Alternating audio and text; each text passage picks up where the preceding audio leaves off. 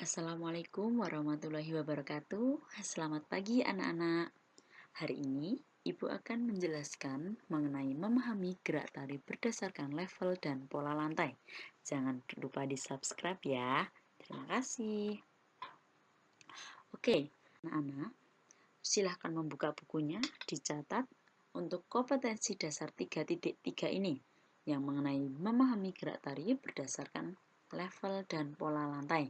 Menjelaskan apa arti level. Setelah kita melakukan gerak, ada beberapa tingkatan tinggi, rendah posisi kita saat kita bergerak. Kadang kita berdiri, duduk, bahkan melakukan gerak melompat.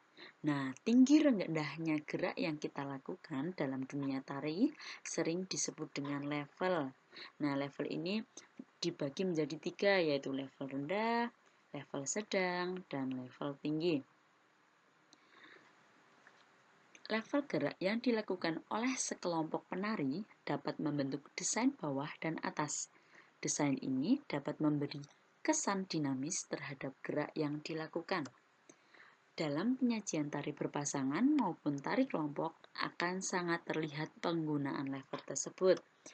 Level gerak dapat juga berfungsi untuk menunjukkan tokoh dalam penampilan tari.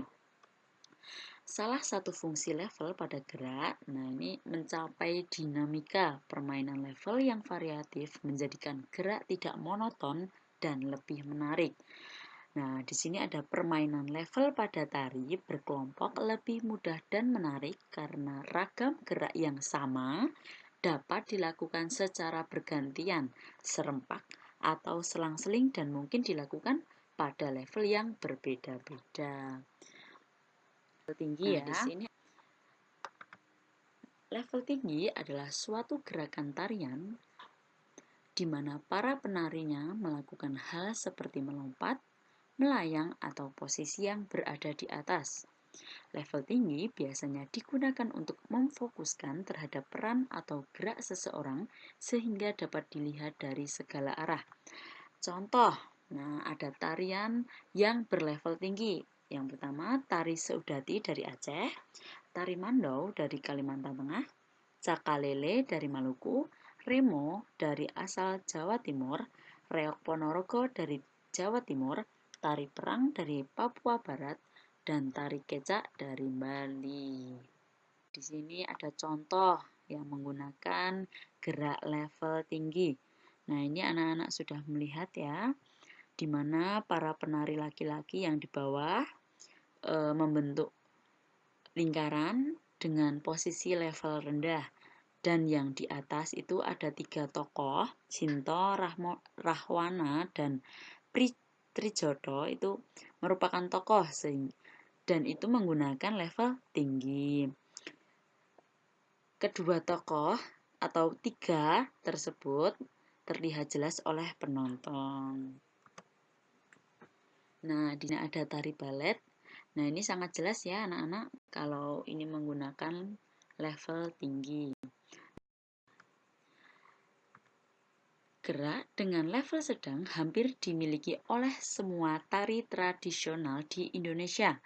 Level sedang ditunjukkan pada posisi penari berdiri secara lurus di atas pentas.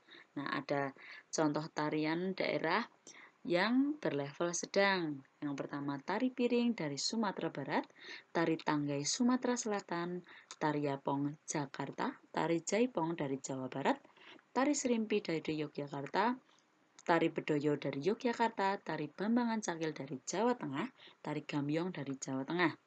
Nah, di sini ada contoh tari golek ayun-ayun. Nah, ini anak-anak bisa melihat ya, ini menggunakan level sedang. Di sini ada tari Kalimantan menggunakan level sedang, dan di sini ada tari gambyong menggunakan level sedang. Level rendah. Nah, kalian tentu pernah ya melihat seorang anak berguling dari satu tempat ke tempat lain, terus bergerak seolah tanpa lelah. Gerak berguling yang dilakukan dalam tari disebut dengan level rendah.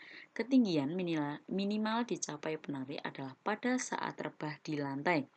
penari melakukan gerakan pada level rendah dengan melakukan gerakan berguling.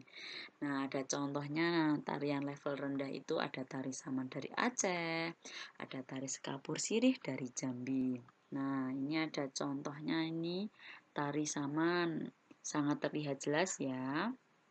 Ini ada tari yang berasal dari Jambi dan ini juga dari Aceh yang menggunakan level rendah.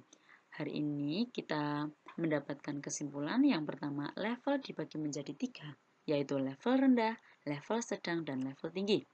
Level pada gerak berfungsi untuk membuat desain bawah dan atas sehingga gerak tari yang dilakukan tampak dinamis.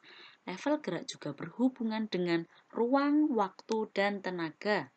Level dapat membentuk ruang. Untuk membentuk ruang membutuhkan waktu. Untuk membentuk ruang dan waktu tentu membutuhkan tenaga untuk dapat melakukan gerak sesuai dengan intensitasnya. Kemarin anak-anak sudah mempelajari mengenai gerak tari berdasarkan ruang, waktu, dan tenaga. Nah, tapi perlu diketahui ya anak-anak, jika pengolahan level ini tidak harus ada di dalam satu tarian tadi. Nah, misalkan nih ada tari bedoyo. Sebenarnya tari bedoyo ini tidak hanya mempunyai level sedang, namun ada waktunya terdapat level rendah ketika membentuk pola lantai. Nah, oke. Terima kasih anak-anak. Pembelajaran hari ini kita cukupkan sampai saat ini. Anak-anak wajib untuk mencatat. Jangan lupa dicatat sekali lagi ya. Bisa menambahkan subscribe pada channel YouTube kalian agar YouTube ini bermanfaat untuk kita semua. Terima kasih. Wassalamualaikum warahmatullahi wabarakatuh.